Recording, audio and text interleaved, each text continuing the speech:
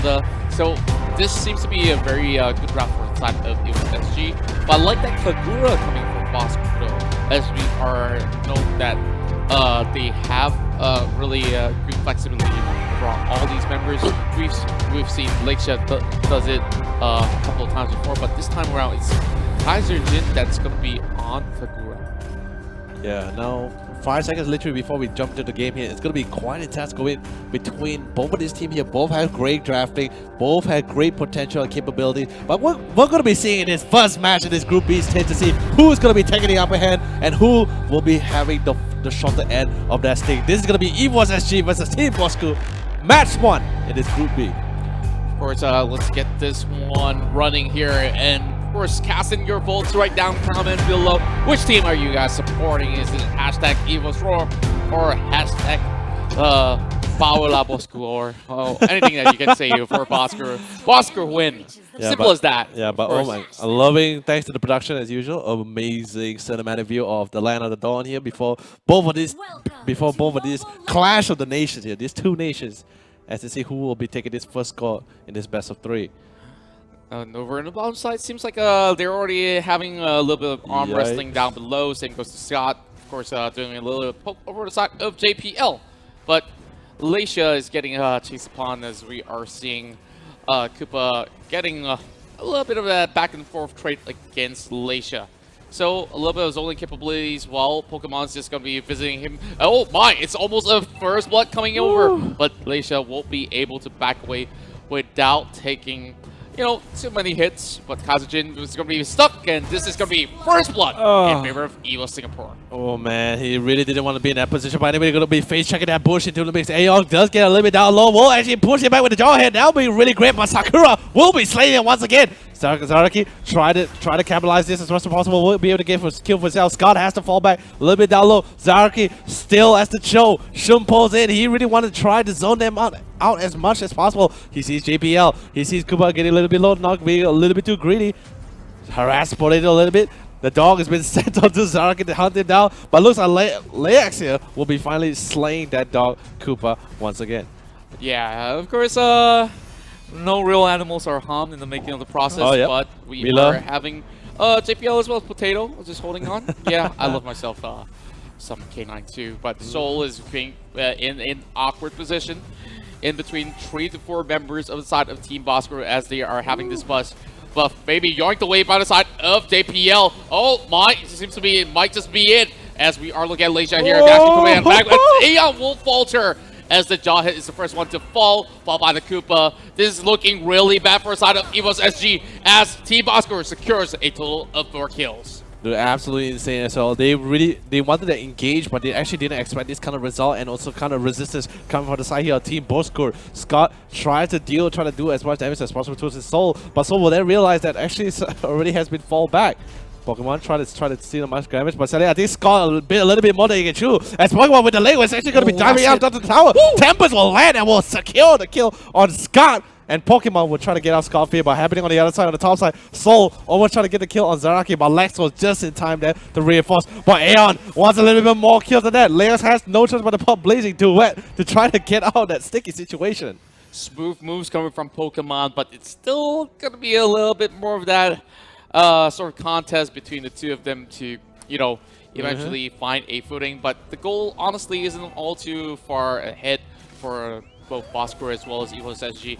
Pretty much tied up, only maybe about 100 gold difference between the two teams. But Scott taking too much of a free poke, a little bit worrisome as we are looking at Bosskurr moving in towards the bottom side. But, you know, even if they clash over the side of AEON, he should be able to hold his own. So it's more of whether or not can they actually secure the turtle right here, which Evos SG has been keeping their eyes on.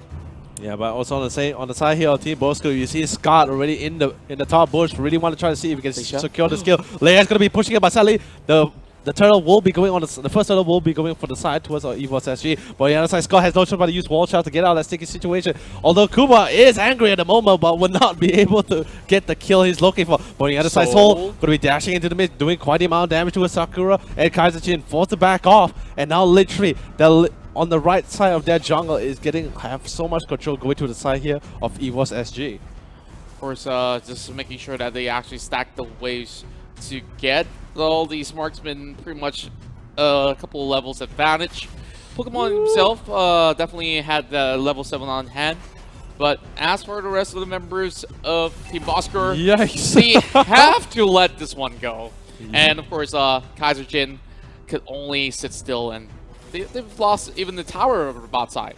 Dude, this is absolutely insane. Like, he already knew that Jawhead has the ultimate. He might as well just try to make as much commitment towards objectives and probably try to get a kill for himself. But Soul still chasing down towards SAKURAAA. SAKURAAA trying her best, trying to get out of that situation. Throws out a Yin Yang Umbrella as well, just for a little bit of reassurance. But they will be able to get out of this from this trade. Potato still moving in. You see Pokemon still chilling on the top side. I love the fact that Joe is trying to keep him there as much as possible. But JPL Scott might actually try that towards enemy territory a little bit too much, though. Gets a little bit low, has to back off. Wow. But here comes Pokemon. You know what they say. You gotta catch them all, and he will catch them alongside with their friend Jawhead as he managed to secure a kill for himself. Zaraki trying to run away from JPL, but JPL is going to be sent to Koopa on the other side, happening in the mid lane. We see Ling. We see Pokemon still going to town with the skill. Zaraki gets zoned now by Purple Koopa. JPL really doing a magnificent job making sure that Zaraki actually stays in the top lane and not able to assist his team towards the mid lane, because he's the only one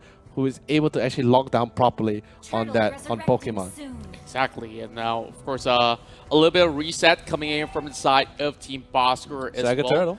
They are definitely keeping tabs on this one, but still, no potential for a commitment coming in. While AEON might just actually get a little bit of a smash and grab, and while Zaraki could still possibly walk out of this one. He's getting stunned on the power. He's taking a little bit more of that bite from Koopa. But oh my, they turn it around. They got that double kill, and now Pokemon's diving in for Scott. Now the next one on the top of it's going to be LEIXIA here, but that Tempest does not hit. LEIXIA still swinging by a threat right there, and Pokemon will just let him slide off. But that was close enough as Evos SG pulls it back to 8 kills. Dude, beautiful timing coming from the LEIXIA as well. Like, he was supposed to be dead there, but the thing is, he had his flicker spell, he has his battle image, he timed it perfectly, not too early or not too late either, able to get out of that situation alive, and also thanks to the reinforcement coming from his team, he will be able to safely get out of the situation. But second turtle, who is he going to be going to? He's going to be going to the side of Evos SG, as AEON will be there to help secure another turtle for the team.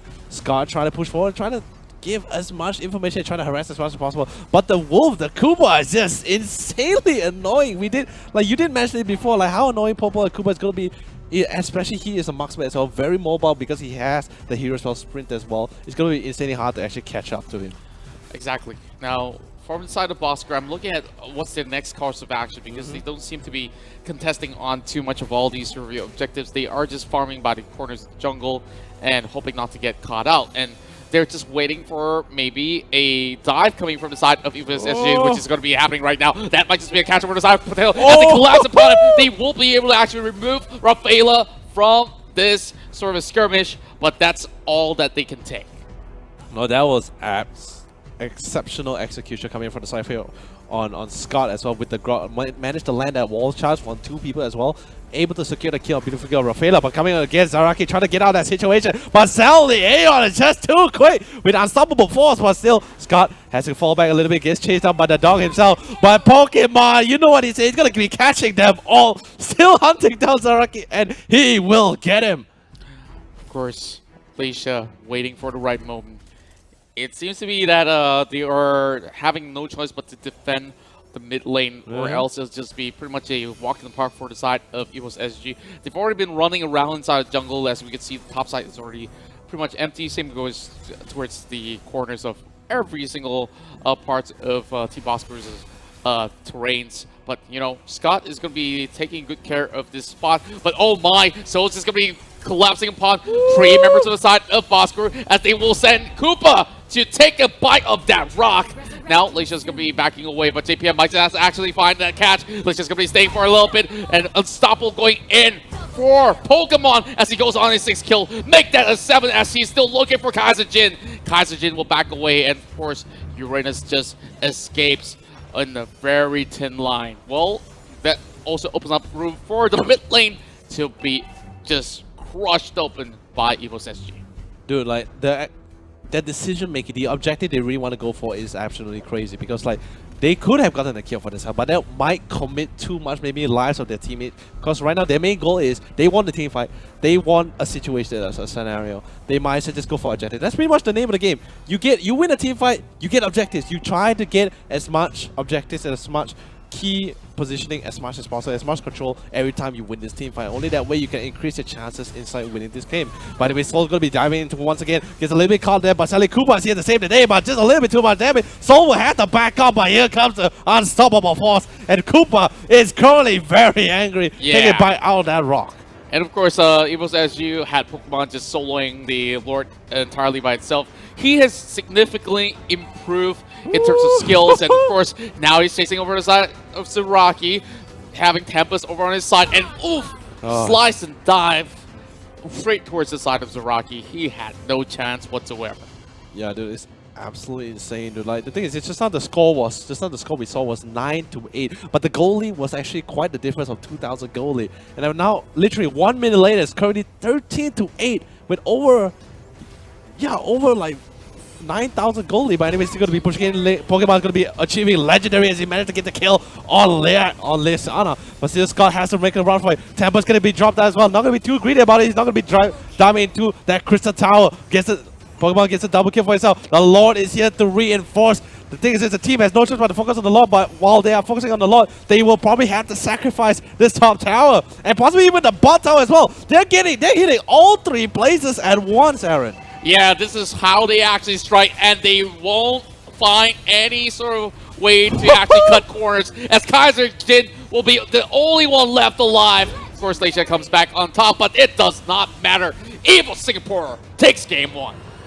Dude, it has been insane, and the best part about it is that how all 3 lasers actually be able to hit all at once, because they literally they push in, they make sure they split push each lane, they make sure that each lane by the time the minions converge, they will be able to capitalize on both positioning as one. Like they're totally fine letting the Lord die, because they know the Lord will definitely die. There are just too many people in the lane, so they switch their ability, they switch their priorities to the top lane. Gets it 3 super minutes, maybe to go back.